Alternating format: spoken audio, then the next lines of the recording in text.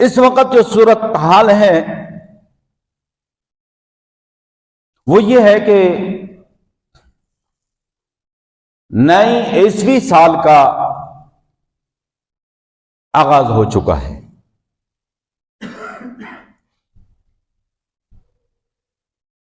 और ये ईस्वी सन और ईस्वी साल जो है इसका ताल्लुक निजाम शमसी के साथ है, और जो कमरी साल है उसका ताल्लुक चांद के साथ है।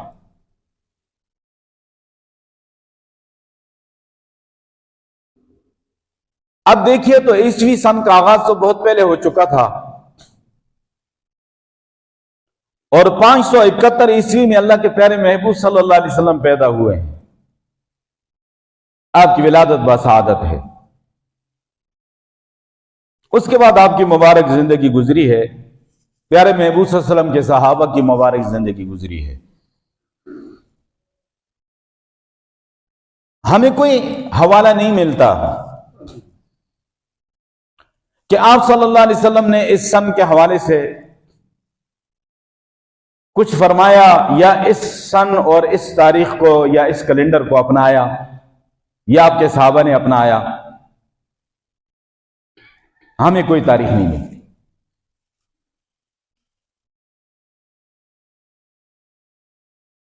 लेकिन जब सहाबा इकराम को हजरत उमर फारूक रजी अल्लाह तआला के दौर में इस बात की जरूरत महसूस हुई कि हमें कोई तारीख लिखनी चाहिए। तारीख तो पहले से चली आ रही है, ईस्वी नहीं लिखी। जब दीन इस्लाम अरब से बाहर तक पहुंचा, इस्लामी फुतूहात का दायरा वसी होते होते यूरोप की सरहद तक इस्लाम के परचम को लहराया गया, काबुल से मराकश तक इस्लाम के परचम को लहराया गया, तो उस वक्त अमीरुल मोमिनीन की तरफ से जो हुक्मनामा जारी होता था, वो हुक्मनामा जो कासिद लेकर जाता था, और आजकल का कोई मशीनरी दौर तो था नहीं, या गाड़ियों का या हवाई जहाज का दौर तो था नहीं। लाजमी बात है घोड़ों पे जाते होंगे, ऊंटों पे जाते होंगे। और कई दफा एक हुक्मनामा जारी किया मसलन अहले इराक के तरफ, और वो कासिद अपनी सवारी पे वो हुक्मनामा लेकर चल पड़ा, लेकिन उसके साथ एक दूसरा हुक्मनामा जारी हो गया, और वो दूसरा हुक्मनामा एक दूसरे कासिद के हवाले किया गया, और वो भी चल पड़ा।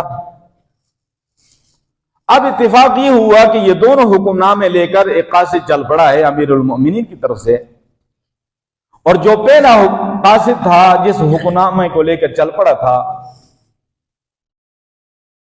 वो किसी वजह से लेट हो गया, मौसमी हालात की वजह से या किसी वजह से या सवारी की वजह से। अब दूसरा जो कासिद था तो वो जल्दी पहुंच गया।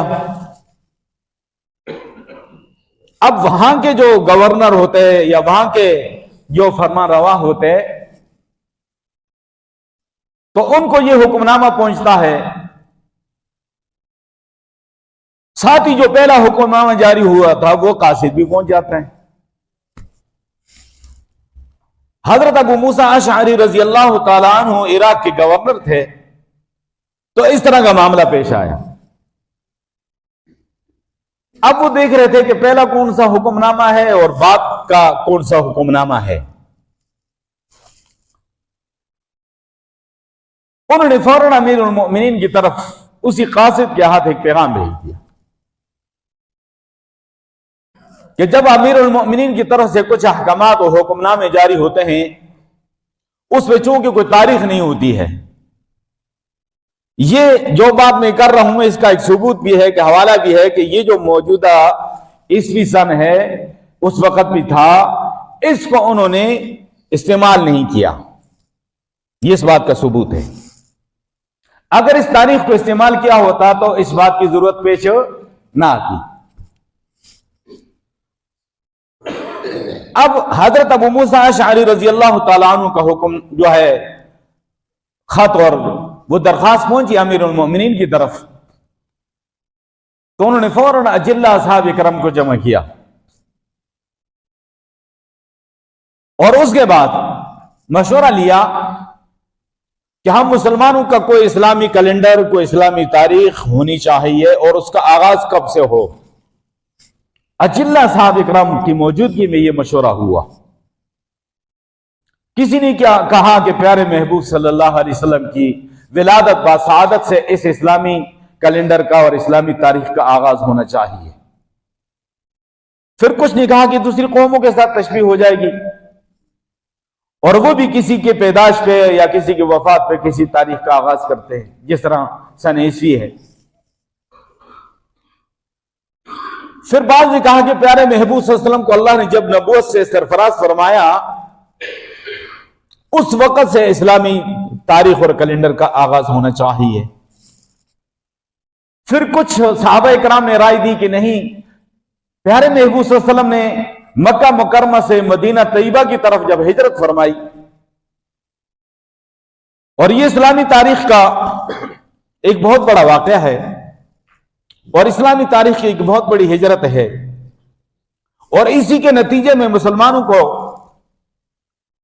इस्लामी रियासत मदीना तैयबा की सूरत में अल्लाह ने अता की और मुसलमानों की इज्तिमाई जिंदगी का आगाज भी उसी वक्त से हुआ। तो यहां से इस्लामी कैलेंडर और इस्लामी तारीख का आगाज होना चाहिए। सबने मुत्तफिका इस बात को तस्लीम कर लिया कि प्यारे महबूब सल्लल्लाहु अलैहि वसल्लम ने जब मक्का मुकरमा से मदीना तैयबा की तरफ हिजरत फरमाई और मुसलमानों की इज्तिमाई जिंदगी का आगाज हुआ और मदीना तैयबा की सूरत में अल्लाह ने मुसलमानों को एक इस्लामी रियासत अता की, यहां से हम मुसलमानों की इस्लामी तारीख का, इस्लामी कैलेंडर का आगाज हो। और हजरत उमर फारूक रजी अल्लाह तआला के दौर में मुत्तफिका तौर पर इस्लामी तारीख का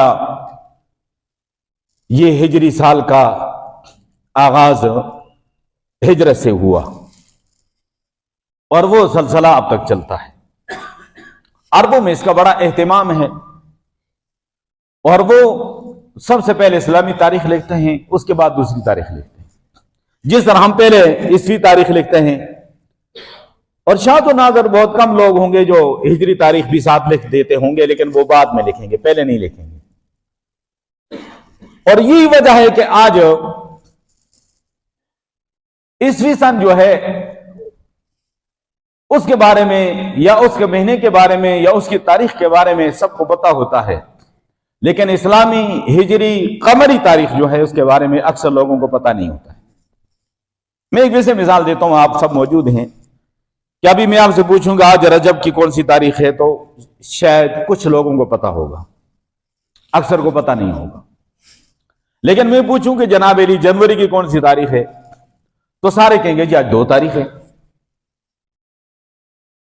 यह एक मिसाल है कि हमने इस तारीख को ज्यादा तरजीह दी और इस्लामी कमरी हिजरी तारीख को हमने तरजीह नहीं दी। हम मुसलमानों के असल में तारीख जो है, हम मुसलमानों का जो इस्लामी साल है या सन है वो हिजरी है, वो कमरी है और उसका आगाज यकम मुहर्रम अल हराम से होता है। अब बात यह है कि जब नए साल के शुरू होने पे अगर मुबारकबाद एक दूसरे को देने की गुंजाइश होती तो हिजरी कमरी साल के आगाज पे है मुसलमान एक दूसरे को मुबारकबाद देते हैं। लेकिन यह मुबारकबाद देने का तस्वर भी सहाबा कराम के दौर से भी नहीं मिल रहा, ताबीन के दौर से भी नहीं मिल रहा कि भाई मुबारक हो। चीज जाए कि ईस्वी सन के आगाज पे एक दूसरे को मुबारकबाद दी जाए, जब हिजरी साल के शुरू में मुबारकबाद देने के लिए इस तरह कोई सबूत नहीं है, तो ईस्वी सन के आगाज पे मुबारकबाद देने का बिल्कुल तस्वुर नहीं है मुसलमानों में, दीन में, इस्लाम में।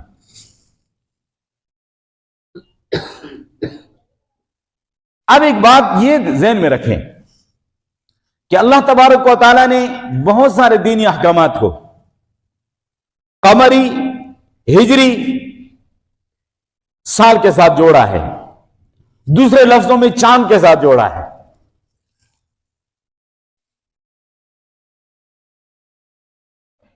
उसकी वजह क्या है? यह एक फितरी चीज है, एक बहुत आसान चीज है कि इंसान चांद को देखता है, उसके मुताबिक अपना अमल करता है। मसलन माह रमजान के रोजे हैं, मसलन बैतुल्लाह शरीफ का हज है, या वो अपनी ज़कात का हिसाब देखना चाहता है। ज़ाहिर चांद के लिहाज से महीने साल के हिसाब लगाया जाएगा और ज़कात अदा होगी, तो वो चांद को देखेगा।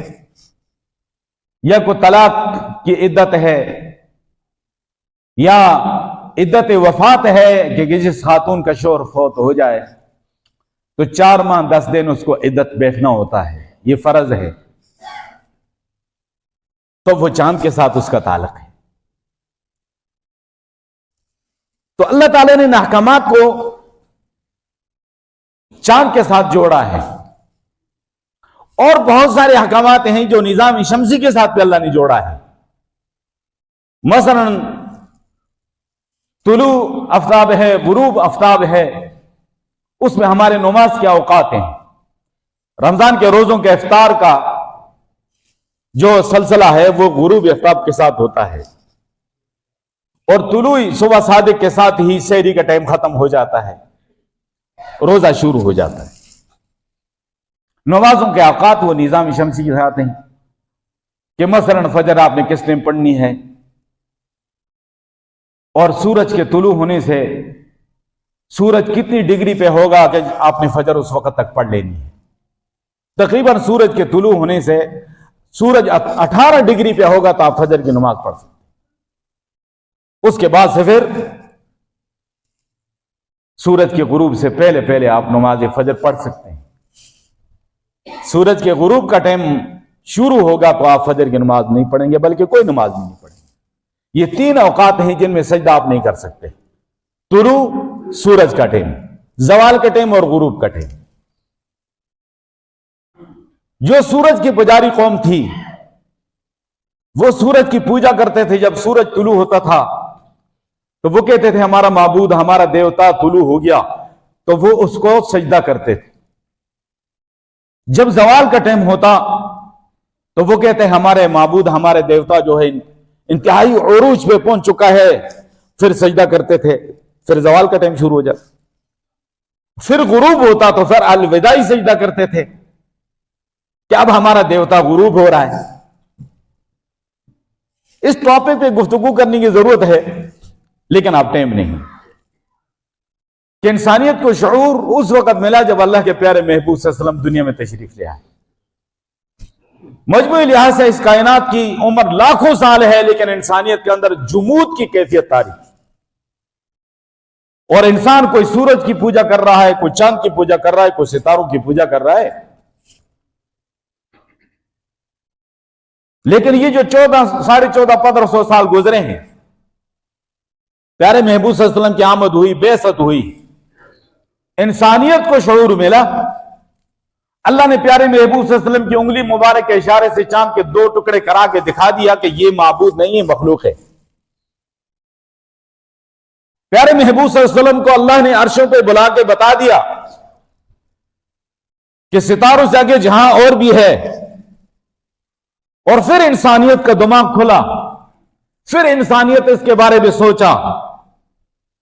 जाहिर है जो सूरज की पूजा करता है उसके बारे में सोच सकता है, जो चांद की पूजा करता है उस पर कदम रख सकता है, जो आसमान को मुंतहाए नजर कहता है उसके बारे में तस्वीर कर सकता है। ये सोच, ये तस्वर, ये शऊर प्यारे महबूब सल्लल्लाहु अलैहि वसल्लम की आमद पे मिला है। तो मैं ये अर्ज कर रहा था कि बहुत सारे इस्लामी अहकामात का ताल्लुक कमरी और हिजरी साल के साथ अल्लाह ने इसको जोड़ा है। और उसकी वजह यह है कि कोई पढ़ा लिखा है, कोई अनपढ़ है, कोई देहाती है, कोई शहरी है, कोई जंगल बयाबान में है, जहां भी है वो चांद को देख लेगा और उसके बाद उसको समझ आ जाएगी कि ये कौन सा महीना है, माह रमजान शुरू हो गया है, जुल्हज शुरू हो गया है, उसको पता चल जाएगा। उसके लिए ना किसी कैलेंडर को देखने की जरूरत उसको पड़ेगी, ना किसी जयंत्री को देखने की जरूरत पड़ेगी, ना किसी हिसाब किताब की जरूरत पड़ेगी, और ना कोई हर कोई ये हिसाब किताब कर सकता है। अल्लाह ने इसको इतना आसान बना दिया। लेकिन निजाम शमसी को हर कोई नहीं समझ सकता। निजाम शमसी को हर कोई नहीं समझ सकता। मैं एक मिसाल देता हूं। आज रजब की 12 तारीख है। आप मुझसे पूछें कि आपके पास क्या सबूत हैं, मैं आपको बताऊंगा आज शाम को चांद देख लेना, 13वीं का चांद आज नजर आएगा अगर मौसम साफ हुआ तो। मेरे पास सबूत है, आपके पास सबूत है कि रजब की 12 तारीख है। अब अगर कोई पूछे कि जी आज जनवरी की कौन सी तारीख है, तो हम कहेंगे जी 2 तारीख है। जनाब अली इसके लिए कोई सबूत पेश कीजिएगा।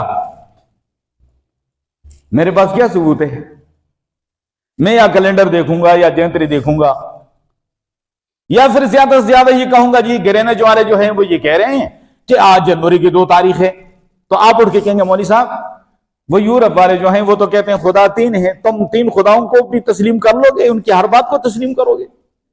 मुझे ऐसा सबूत चाहिए कि जिसको मैं समझ सकूं। मैं एक अनपढ़ आदमी हूं, एक जाहिल आदमी हूं, एक जंगल बयाबान देहात का रहने वाला हूं।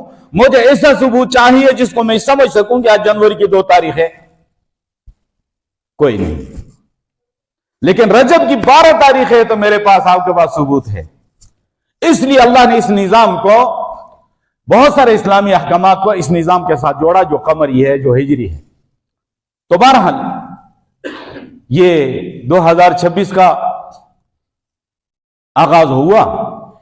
इस मौके पे बजाय इसके कि हम कोई खुशी मनाएं, कोई जश्न मनाएं, हमें इस मौके पे अपना मुहासबा करना चाहिए। दीनदार आदमी होगा, ईमानदार आदमी होगा, मुसलमान आदमी होगा, इस मौके पे वो फिक्रमंद होगा कि मेरी जिंदगी के 1 साल गुजर गया, मैंने कितने अमाल किए हैं, मैंने अपने अल्लाह को कितना राजी किया है, मेरे तकवे में कितना इजाफा हुआ इस साल में, मेरे इल्म में कितना इजाफा हुआ इस साल में, मेरे अमल में कितना इजाफा हुआ इस साल में, मेरे इखलास में कितना इजाफा हुआ इस साल में, मैंने कुरान शरीफ की पहले 5 सूरतें आती थी, अब तो और कितना इजाफा हो गया। मुझे बहुत सारे मसाइल जो है मालूम नहीं थे, अब उनमें कितना मैं जान चुका हूं इस साल में। इस साल में बड़ी तब्दीलियां आई, सर्दियां आई, गर्मियां आई, कई माह जो है गुजरे महीने, कहीं सुबह शाम गुजरी, कई मौसम गुजरे, लेकिन कितनी तब्दीलियां आ चुकी, कितना इनकलाब आ चुका, लेकिन मैं जहां था वहां पर हूं। ये वो फिक्र करता है, वो अपना मुहासबा करता है और वो समझता है कि मेरी जिंदगी के 1 साल जो है कम हो गया है। ये खुशी का मुकाम है कि जिंदगी के 1 साल कम हो गया और जनाबरी लोग खुशियां मना रहे हो, नाच रहे हैं। भाई ये तो अफसोस का मकाम है कि मेरी जिंदगी अगर 60 साल थी तो उसमें से 1 साल और कम हो गया। यही मिसाल वो सालगिरह की है। 1 साल गिर गया जिंदगी का और लोग खुशियां मना रहे। अच्छे भले मुसलमान के रानों में सालगिरह की तकरीबें हो रही है। ओ भाई 1 साल गिर गया तेरी जिंदगी का, तो खुशी किस बात की मना रहा है?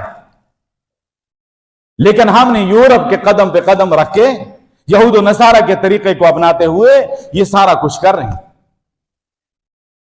और आज नया साल शुरू हो, बजाय मुहासबा करने के, इस्तिग़फ़ार करने के, हम जनाब अली इस सिलसिले में उनके साथ शामिल हो जाते। मैं देख रहा था कि स्विट्जरलैंड में जनाब अली कितना बड़ा हादसा हुआ, नीदरलैंड में कितना बड़ा हादसा हुआ, चर्च के अंदर कई लोग जिंदा जल गए। ये आतिशबाजी, स्विट्जरलैंड में 45 सेहात जो जिंदा जल गए। ये आपकी कल की खबर है भाई।